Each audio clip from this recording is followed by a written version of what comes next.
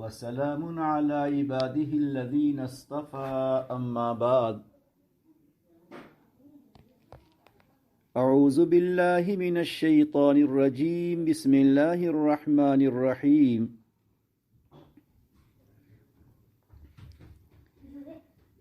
إنما يخشى الله من عباده العلماء.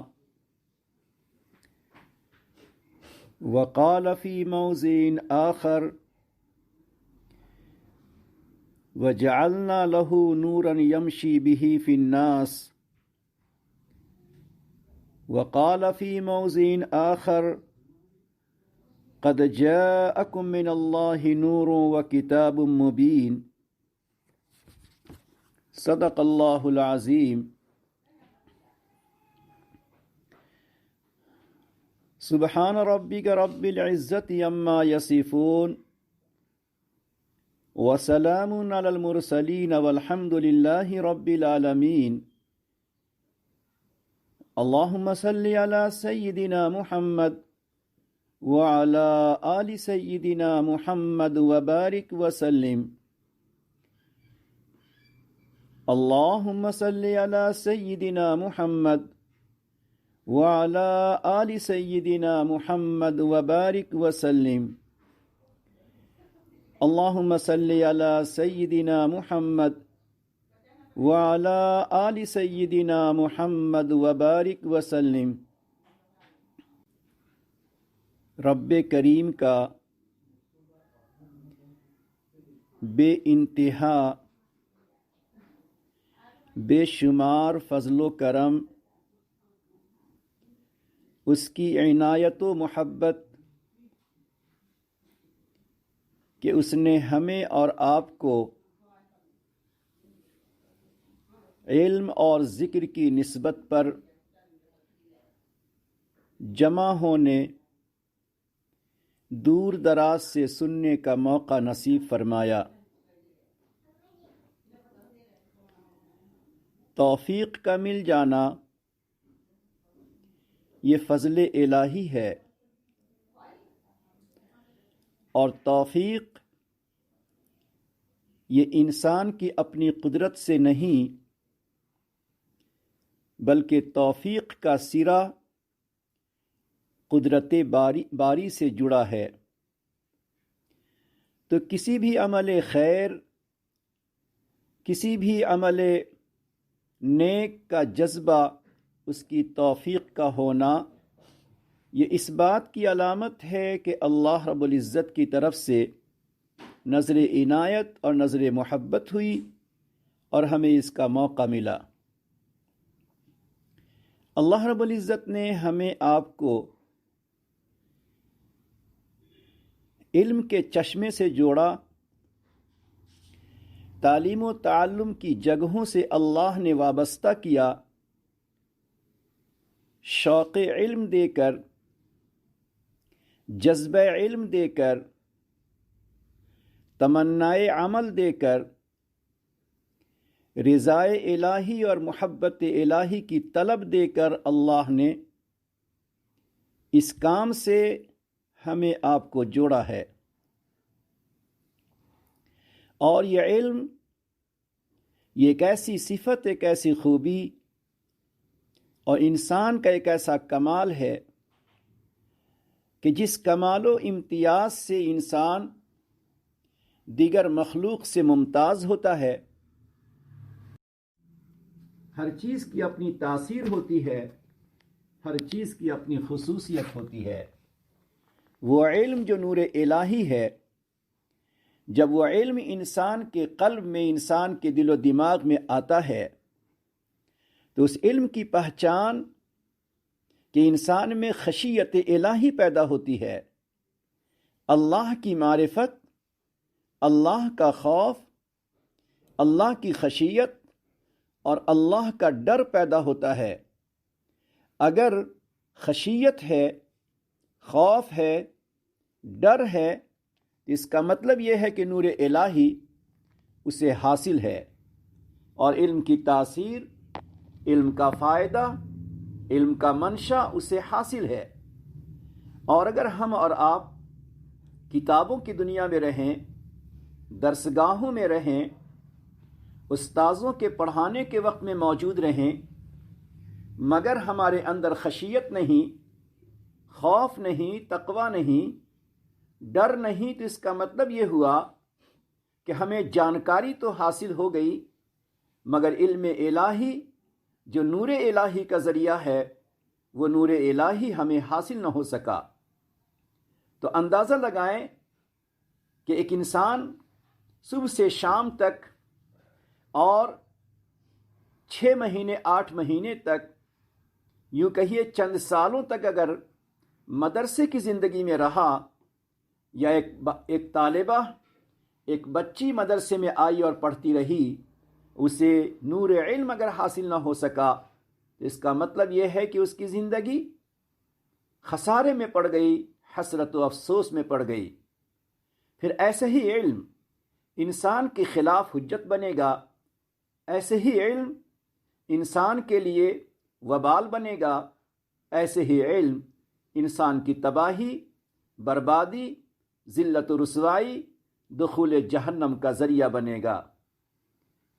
تو علم انسان کو جنت تک لے جاتا ہے۔ بہرحال علم الہی کی پہچان خشیت الہی ہے، کہ دل میں خشیت ہو۔ اب جب دل میں خشیت آ گئی تو اب ہماری زندگی گناہوں سے منزہ، گناہوں سے پاکیزہ، اور ہماری زندگی گناہوں سے محتاط بنتی ہے۔ ہماری زبان، ہماری آنکھیں، ہمارے دل و دماغ، ہمارے ہاتھ و پاؤں اور ہمارے کان گناہوں سے محفوظ رہتے ہیں، خاص طور پر نگاہوں کے گناہ سے، زبان کے گناہوں سے، کان کے گناہوں سے ہم محفوظ رہتے ہیں۔ یہ اس بات کی پہچان ہے کہ اللہ نے ہمیں اور آپ کو علم الہی سے نوازا، اور علم الہی کا نور ہمارے اندر، جیسے جیسے ہماری کتابیں اوپر کو آ رہی ہیں، علم الہی کا نور ہمارے اندر آ رہا ہے۔ اسی بنا پر بعض حضرات نے لکھا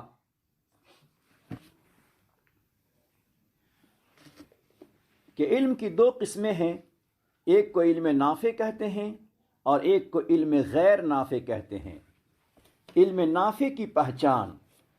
اللہ رب العزت نے جو ہمیں علم دیا، وہ علم ہمارے حق میں علم نافع بنا یا نہیں بنا، اس کی پہچان کہ انسان کو عمل کی توفیق ہو۔ طالبہ ہے، طالبات ہیں، معلمات ہیں یا معلمین اور متعلمین ہیں، جیسے جیسے علم کا دائرہ آگے بڑھا، کتابیں آگے کو بڑھیں، علم کا پھیلاؤ ہوا، ہمارے اندر عمل کی توفیق ہونے لگے۔ جو اعمال پہلے سے زندہ نہیں تھے، ان عمل کا شوق بڑھ گیا، جذبہ عمل پیدا ہو گیا، اور عمل کی طرف ہم چل پڑے۔ یہ اس بات کی علامت ہے کہ ہمارا علم ہمارے لیے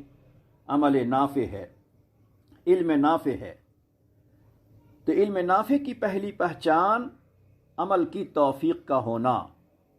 دوسری پہچان خشیت الہی کا ہونا۔ خشیت الہی کی پہچان کہ پہلے کے مقابلے میں ہمارے اندر گناہوں سے بچنے کی فکر بڑھ جائے، بلکہ ہم گناہوں سے بچنے لگیں، اور اگر بالفرض گناہ ہو جائے، غیبت، شکوہ شکایت، تہمت، بدگمانی، حسد اور کینہ اور بدنگاہی ہو جائے، تو انسان فوراً توبہ تائب ہو جائے، ڈر جائے اللہ کی پکڑ سے، ڈر جائے خدا کے عذاب سے، ڈر جائے اللہ کی رسوائی سے۔ تو اس بات کی پہچان کہ جو علم ہم سیکھتے ہیں، یہ علم ہمارے حق میں علم نافع ہے۔ تو علم نافع کی پہلی پہچان عمل کی توفیق کا ہونا، عمل میں سبقت کا جذبہ ہونا، عمل میں آگے کی طرف بڑھنا، اور دوسری پہچان خشیت الہی کا ہونا، اللہ کا خوف ہونا، اور تیسری چیز تقوی و طہارت، کہ انسان میں تقوی کی شان آ جائے، طہارت و پاکیزگی کی شان آ جائے۔ ظاہری طہارت کا بھی ہمیشہ خیال کہ باوضو رہنے کی کوشش کریں، اور باطنی طہارت کا خیال کہ ہمارا باطن، ہمارا دل، ہمارے علم کا برتن، محبت کا پیمانہ پراگندہ اور گناہوں سے آلودہ ہونے نہ پائے۔ یہ تقوی کی شان، یہ طہارت کی شان کا بڑھتے رہنا، یہ علم نافع کی پہچان۔ اس سے ہم اور آپ جتنی بھی طالبات، معلمات اور دیگر احباب میری ان باتوں کو سنتے ہیں، ہمیں اپنے آپ پہ ذرا غور کرنا ہے کہ جس علم الہی کے لیے، جس نور الہی کے لیے ہمارا اور آپ کا انتخاب ہوا، اور یہ انتخاب فضل الہی سے ہوا، تو اب ہمارے اندر وہ علم الہی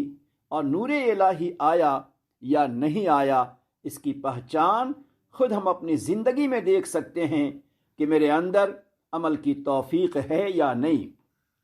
جتنے اعمال ہم پہلے کرتے تھے، مشکات کی جماعت میں آنے کے بعد،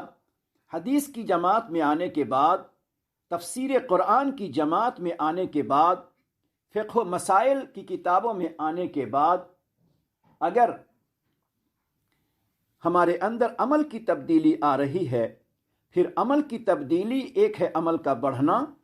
اور ایک ہے عمل کی کیفیت کا عمدہ ہوتے رہنا۔ ایک ہے عمل کی توفیق کا بڑھنا، اعمال کی مقدار کا بڑھنا، اور ایک ہے عمل کی کیفیت کا عمدہ ہوتے رہنا۔ اب ہماری نمازیں پہلے کے مقابلے میں بہتر، تلاوت کی کیفیت پہلے کے مقابلے میں بہتر، ذکر و تسبیح کا انداز پہلے سے بہتر، سجدے کا سرور پہلے سے زیادہ۔ تو ایک ہے عمل کی توفیق، یعنی عمل میں اضافے کا ہونا اور عمل کی کیفیت کا بہتر ہونا، اور دوسرے خشیت کا ہونا، یعنی اللہ کا خوف، اللہ کی خشیت دل میں آ جائے، گناہوں سے اجتناب، گناہوں سے پرہیز ہونے لگے، اور بالفرض اگر گناہ ہو جائے تو پھر فوراً آہوزاری کے ساتھ، دل کی خشیت کے ساتھ، لرزتے کانپتے ہوئے، اللہ کے سامنے نادم و شرمندہ ہوتے ہوئے اپنے اللہ کے سامنے توبہ طائب ہونا اور تقوی و طہارت کو اختیار کرنا، یہ علم نافع کی پہچان ہے۔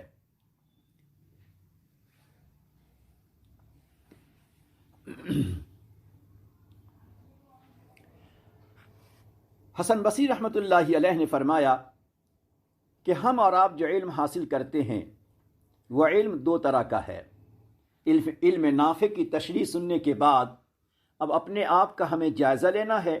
کہ ہمارے پاس کون سا علم ہے۔ حسن بصری رحمۃ اللہ علیہ فرماتے ہیں کہ علم کی دو قسمیں ہیں، ایک کو علم لسانی کہتے ہیں اور ایک کو علم قلبی کہتے ہیں۔ وہ علم جو صرف زبان پہ ہے، وہ علم جس کی تاثیر، وہ علم جس کا اثر، وہ علم جس کی نورانیت انسان کے دل میں پیوست ہو گئی، انسان کے دل تک آ چکی ہے۔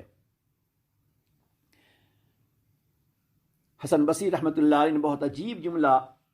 ارشاد فرمایا، فرماتے ہیں کہ العلم علمان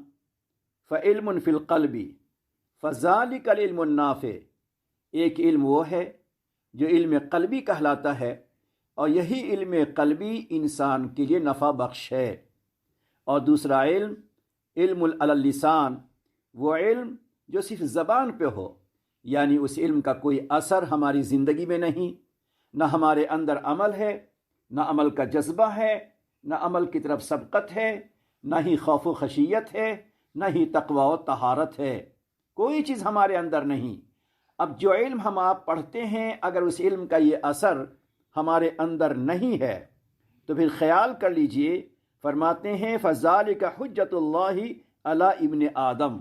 بس یہی علم انسان کے لیے اللہ کے سامنے اس کے خلاف حجت بن جائے گا۔ اللہ اکبر، گویا ہمارے خلاف گواہ بن جائے گا۔ اے پروردگار، اس طالبہ نے، ان طالبات نے، ان معلمہ نے، ان معلمین اور متعلمین نے آپ کے علم کو حاصل کیا تھا، مگر وہ علم برائے علم تھا، عالمہ بننے کے لیے تھا، نام و نمود کے لیے تھا، مقام و مرتبہ کو بڑھانے کے لیے تھا، خاندان میں عزت پانے کے لیے تھا، نہ کہ عمل کے لیے، اس لیے کہ اس کی زندگی میں نہ عمل تھا، نہ ہی خشیت تھی، نہ ہی تقوی و طہارت۔ تو گویا جس علم میں ہم آپ لگے ہیں چاہے 6 سال کا زمانہ ہو، 5 سال کا زمانہ ہو، 7 سال کا زمانہ ہو، ہمیں اس بات کا جائزہ لینا ہوگا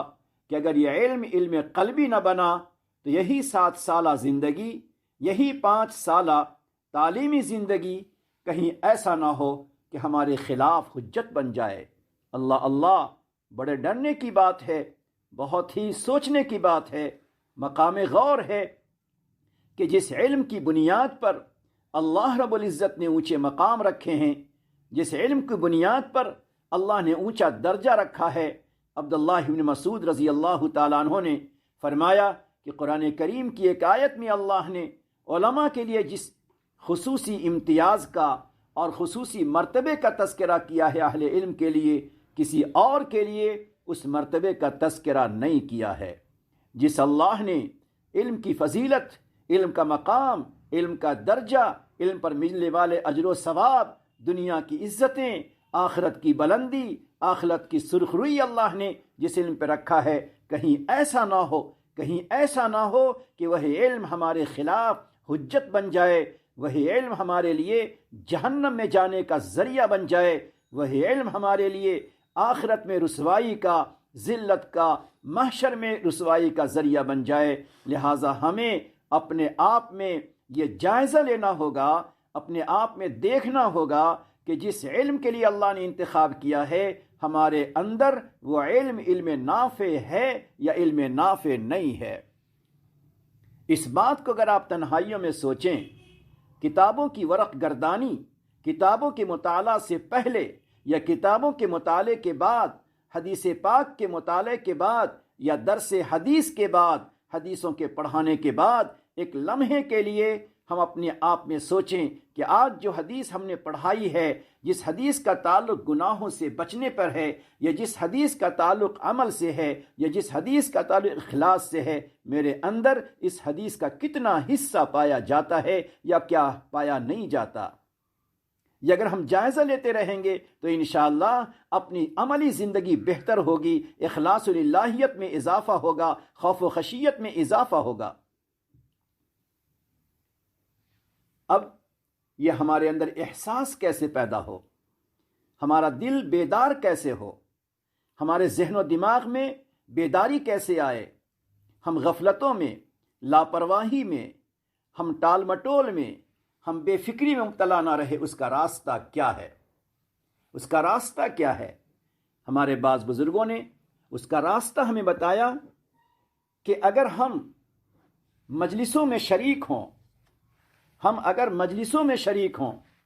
انسان علمی مجلس میں شریک ہوتا ہے، روحانی مجلس میں شریک ہوتا ہے، ذکر کی مجلس میں شریک ہوتا ہے، اور اخلاص للہیت کے ساتھ اگر شریک ہوتا ہے تو دل کی دنیا بدلتی ہے۔ ایسے طالب علم، ایسے طالب، ایسے طالبہ، ایسے متعلمین، ان کے دل کی دنیا بدلتی ہے اور اس کے دل کا حال بدلتا ہے۔ فقی ابو اللہ سمرقندی رحمۃ اللہ علیہ مشہور و معروف انسان گزرے ہیں، وہ فرماتے ہیں کہ انسان اگر کسی مجلس میں شریک ہو جائے، کسی مجلس میں شریک ہو جائے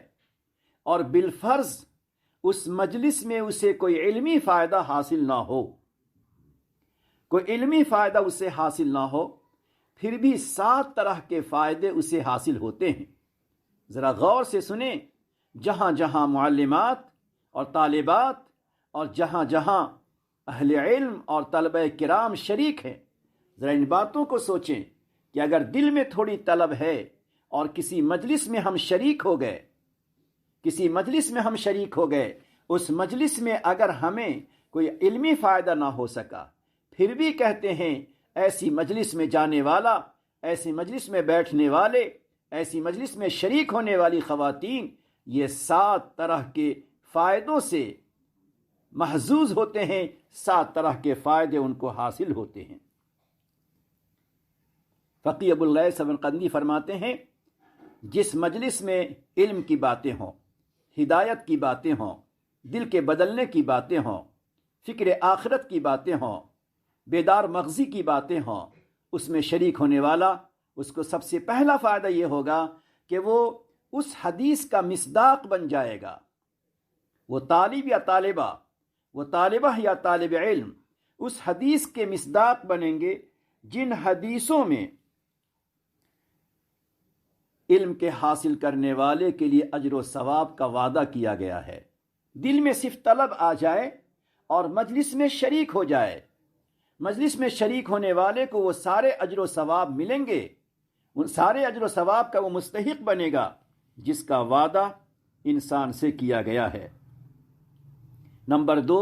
جب تک انسان مجلس میں رہتا ہے کم از کم اتنی دیر گناہوں کے تصور سے محفوظ رہتا ہے،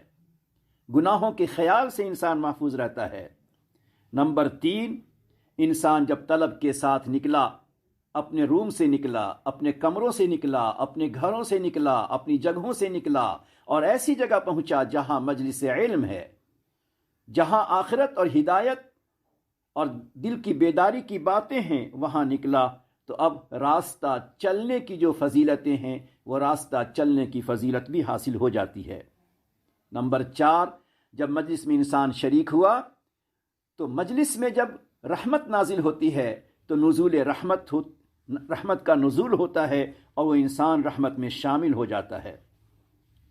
نمبر 5، کوئی ایسی بات آ گئی، عجیب بات کہتے ہیں، کوئی ایسی بات آ گئی جو انسان سمجھ نہیں سکا، کوئی طالبہ، کوئی معلمہ، کوئی متعلمہ وہ بات اگر سمجھ نہیں سکی تو اس کا دل ٹوٹا، اللہ کی طرف رجوع ہو گئے۔ اللہ رب العزت فرماتے ہیں میں ٹوٹے ہوئے دلوں کی طرف ہوتا ہوں، اللہ اکبر، میں ٹوٹے ہوئے دلوں کی طرف ہوتا ہوں۔ نمبر 7، انسان ذلت سے نکل کر، فسق و فجور سے نکل کر عزت کی راہوں پر آتا ہے اور اس کے دل میں گناہوں سے نفرت ہونے لگتی ہے۔ فرماتے ہیں کوئی انسان کسی مجلس میں شریک ہو، اسے چاہے علمی باتیں حاصل نہ ہو سکیں، کم سے کم یہ چند باتیں تو اسے ضرور حاصل ہوتی ہیں۔ اس سے ہمارے طالبات، معلمات یہ نہ سمجھیں کہ یہ تو ہمارے درس حدیث کا وقت تھا، یہ تو ہماری پڑھائی کا وقت تھا، اسے بھی اپنے فائدے کا ذریعہ سمجھیں۔ اسی بنیاد پر علامہ ابن سیرین رحمۃ اللہ علیہ فرماتے ہیں کہ ایک دفعہ میں بصرہ کی مسجد میں نماز کے واسطے پہنچا، میں نے دیکھا کہ وہاں 2 طرح کی مجلس لگی ہوئی ہے۔ ایک مجلس وہ ہے جس میں اولیاء کرام کے حالات سنائے جاتے ہیں، بزرگوں کے واقعات سنائے جاتے ہیں اور لوگ بہت ہی شوق اور جذبے کے ساتھ بیٹھے ہیں۔ دوسری طرف میں نے دیکھا کہ ایک حلقہ لگا ہے اور وہاں علمی بحث ہو رہی ہے، ایک حلقہ لگا ہے وہاں علمی بحث ہو رہی ہے۔ میں سوچ میں پڑ گیا، ابن سیرین کہتے ہیں میں سوچ میں پڑ گیا کہ میں کدھر کو بیٹھوں، کدھر کو جاؤں۔ اسی سوچ میں رہا اور میں وہاں سے باہر چلا آیا۔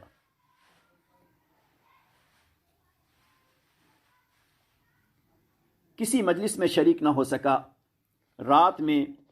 جب میں سویا تو میں نے خواب دیکھا کہ مجھے کوئی کہہ رہا ہے کہ اگر آپ علمی مجلس میں شریک ہو گئے ہوتے، اگر آپ مجلس میں شریک ہو گئے ہوتے تو اس مجلس میں فرشتے کو بھی اپنے ساتھ پاتے، یعنی مجلس کی شرکت انسانوں کو فرشتوں کی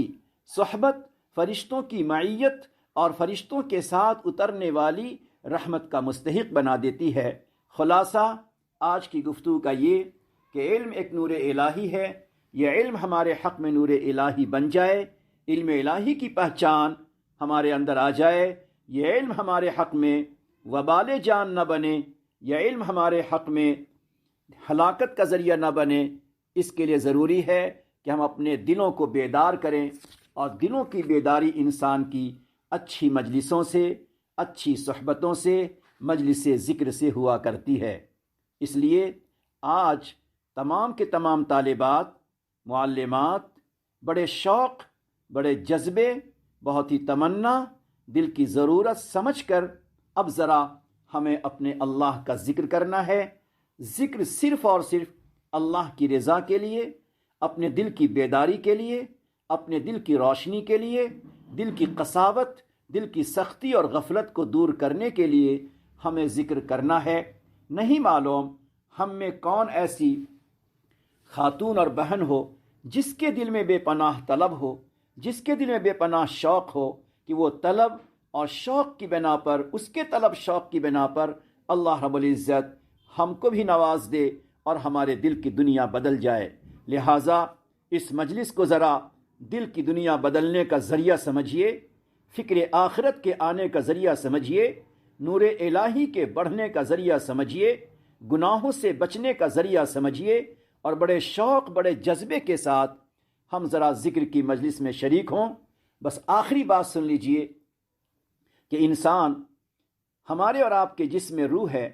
اللہ رب العزت نے جس طرح ہمارے جسم کی حفاظت کے لیے، جسم کی بقا کے لیے، جسم کو باقی رہنے کے لیے، حیات انسانی کو باقی رہنے کے لیے اللہ نے جس طرح روح بنائی ہے، اسی طرح یہ کائنات اور کائنات کے تمام اجزاء، ان تمام کو باقی رکھنے کے لیے اللہ نے روح بنائی ہے۔ اگر روح نکل جائے انسان کے جسم سے تو انسان مردہ ہو جاتا ہے، لاش بن جاتا ہے، سڑ گل جاتا ہے، بدبو آنے لگتی ہے۔ بلکہ روح نکلنے کے بعد اسی لاش اور اسی انسان کے جنازے اور ڈھانچے سے انسان کو ڈر محسوس ہونے لگتا ہے۔ اسی طرح اللہ رب العزت نے کائنات کی روح بنائی ہے، اور کائنات کی روح جب تک رہے گی یہ کائنات باقی رہے گی، اور کائنات سے روح جب ختم ہو جائے گی تو یہ کائنات فنا ہو جائے گی۔ کائنات کی روح اللہ نے کس کو بنائی ہے؟ کائنات کی روح اللہ نے ذکر الہی کو بنایا ہے۔ ذرا غور کیجئے گا کہ اتنی بڑی کائنات، ساتوں زمین، ساتوں آسمان، اور ساتوں زمین و آسمان کے درمیان کی 18,000 کم و بیش مخلوقات، ان تمام چیزوں کی روح اللہ نے ذکر الہی کو بنایا۔ بلکہ حکیم الاسلام رحمۃ اللہ علیہ نے بڑی عجیب بات لکھی ہے کہ جو علم شریعت ہم پڑھتے ہیں، فرماتے ہیں جس طرح کائنات کی روح ہے اسی طرح سے شریعت کی بھی روح ہے۔ اہل علم، پڑھانے والیاں ذرا غور سے سنیں حکیم الاسلام رحمۃ اللہ علیہ کی بات کو۔ وہ فرماتے ہیں کہ جس طرح جسم کے لیے روح ہے، کائنات کے لیے اللہ نے روح بنائی ہے، اسی طرح جو شریعت اللہ نے ہمیں آپ کو دی ہے، اس شریعت کی بھی روح اللہ نے بنائی ہے۔ روح جسم نکل جائے انسان مردہ ہو جائے، کائنات کی روح ختم ہو جائے، کائنات فنا ہو جائے، شریعت کی روح اگر نکل جائے، عبادت کی روح اگر نکل جائے تو عبادت نہ رہے بلکہ عادت بن جائے، وہ عادت کی طرح ہو جائے۔ لہٰذا اس شریعت میں روح پیدا کرنے کے لیے، اعمال و عبادت میں روح پیدا کرنے کے لیے، روح عمل، روح شریعت اللہ نے ذکر الہی کو بنایا ہے۔ یہی وجہ ہے کہ ہر عمل کے بعد، ہر بڑے عمل کے بعد، بڑی عبادت کے بعد قرآن کریم میں ذکر کا تذکرہ ملتا ہے۔ اس سے خود سمجھ میں آیا کہ ذکر کس قدر اہم ہے۔ ہم آپ مدرسے میں پڑھنے والے، مدرسے میں پڑھانے والے، مدرسے میں پڑھنے والیاں اس کو غیر ضروری سمجھیں، نفل کا درجہ دے کر اسے اپنی زندگی میں نہ لائیں۔ بڑے حسرت کی بات ہے، بڑے افسوس کی بات ہے۔ بلکہ بعض اہل علم کہہ دیتے ہیں کہ پڑھنا پڑھانا بھی تو ذکر میں داخل ہے۔ پڑھانے والیاں کہتی ہیں کہ پڑھنا پڑھانا بھی تو ذکر میں داخل ہے۔ یاد رکھیں معلمات، یاد رکھیں اہل علم، حضرت شاہ وسیع اللہ صاحب رحمۃ اللہ علیہ فرماتے تھے کہ پڑھنا پڑھانا یہ تدریس واقعتاً ذکر میں شامل ہے، مگر ذکر میں اس وقت شامل ہوگا جب کہ ہمارے دل پر غفلت نہ ہو، حضوری کی کیفیت ہو، یاد الہی کی کیفیت ہو۔ اللہ اللہ، ذرا غور کریں، گھنٹے گھنٹے ہم حدیث پڑھا لیتے ہیں،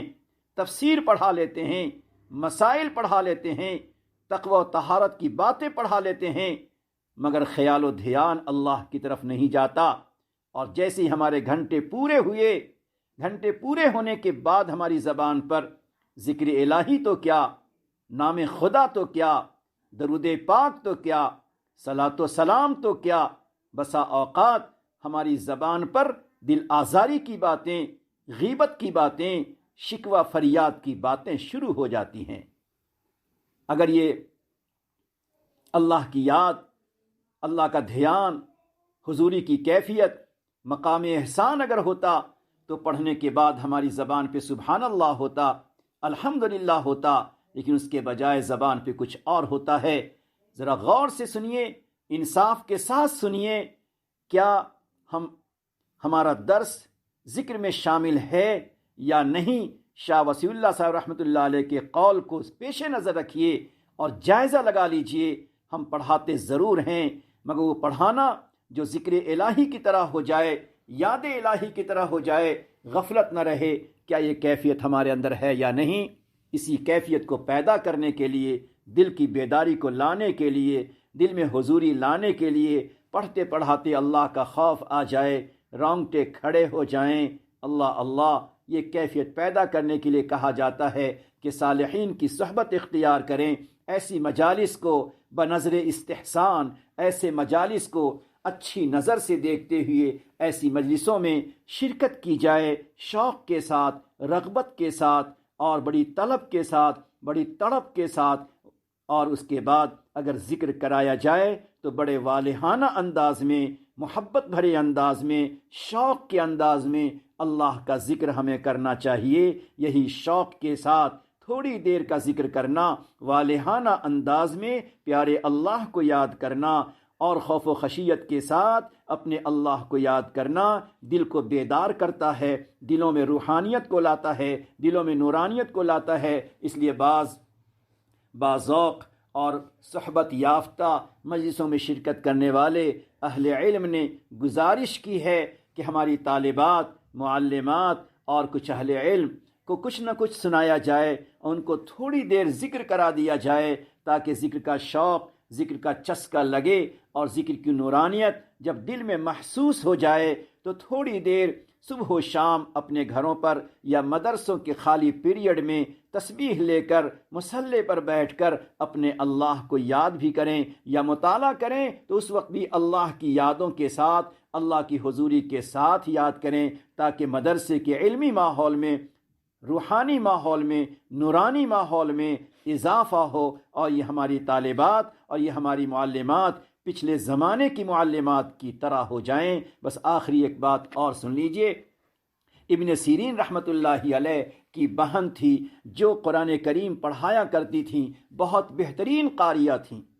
عبادتوں میں رہتی، ذکر میں رہتی، تلاوت میں رہتی، تسبیحات میں رہتی۔ اللہ اللہ، ایک عورت محلے سے خدمت کے واسطے آتی، کسی نے پوچھا تم نے حفصہ کو کیسا پایا، ابن سیرین کی بہن کو تم نے کیسا پایا؟ تو عورت کہنے لگی ہے تو بہت اچھی، پڑھتی بھی ہے، پڑھاتی بھی ہے، ذکر بھی کرتی ہے، تلاوت بھی کرتی ہے، مگر ایسا لگتا ہے کہ بڑے بڑے گناہ کرتی ہے۔ کسی نے پوچھا ایسا کیوں کہتی ہو؟ کہا جب مصلی پر ہوتی ہے، پڑھا کے فارغ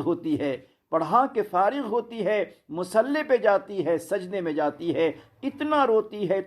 ہے کہ آنسو کے قطرے مصلی پہ پڑ جاتے ہیں۔ میں تو جاہل عورت ہوں، مجھے لگتا ہے کوئی گناہ ہو گیا ہوگا۔ عورتوں نے اسے سمجھایا نہیں، یہ اس کے علم کے نور کا اثر ہے، نور الہی کا اثر ہے، خشیت الہی کا اثر ہے، تقوی و طہارت کا اثر ہے۔ اے میری معلمات، اے میری طالبات، ذرا دل کے کانوں سے ان باتوں کو یاد رکھیے گا اور غور کیجئے، یہ دل کی بیداری کہاں سے ملے گی، یہ دل میں شوق کہاں سے آئے گا، معرفت الہی کیسے حاصل ہوگی، محبت الہی کیسے حاصل ہوگی؟ ہمارے بڑوں نے کہا اگر ہم شوق کے ساتھ، جذبے کے ساتھ، تڑپ کے ساتھ، طلب کے ساتھ، والہانہ انداز میں اللہ کا ذکر اس طرح کریں کہ کسی اور کا خیال نہ آئے، خدا کی یاد میں ہم ڈوب جائیں، خدا کی یاد میں ہم محو ہو جائیں، خدا کی یاد میں ہم کھو جائیں، اس طرح تھوڑی دیر ہم ذکر کریں۔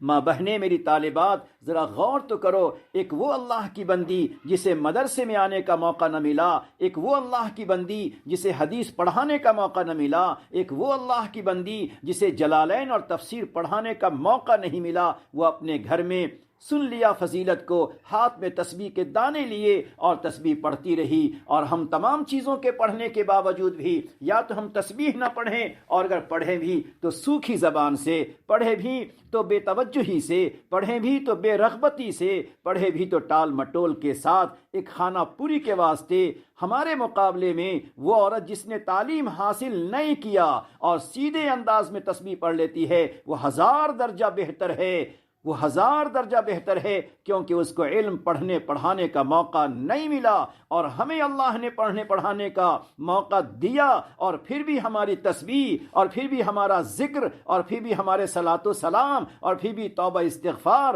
سوکھی زبان سے ہو، نہ کبھی زبان پہ حلاوت ہے، نہ کبھی آنکھوں میں تراوٹ ہے، نہ کبھی دل میں کوئی خیال اور دل میں کوئی خوف ہے، تو ہم سے کہیں بہتر وہ عورت ہو گئی، ہم پستی میں چلے گئے۔ اس لیے آج کی مجلس کا خلاصہ یہی ہے کہ علم کے ساتھ ساتھ نور علم کا جذبہ رکھیے، اور نور علم ہمیں حاصل ہوگا دل کی پاکیزگی سے، باطن کی طہارت سے، اور یہ باطن کی طہارت اور باطن کی پاکیزگی کے لیے ایک معاون اور بہت زیادہ مفید چیز ذکر الہی ہے۔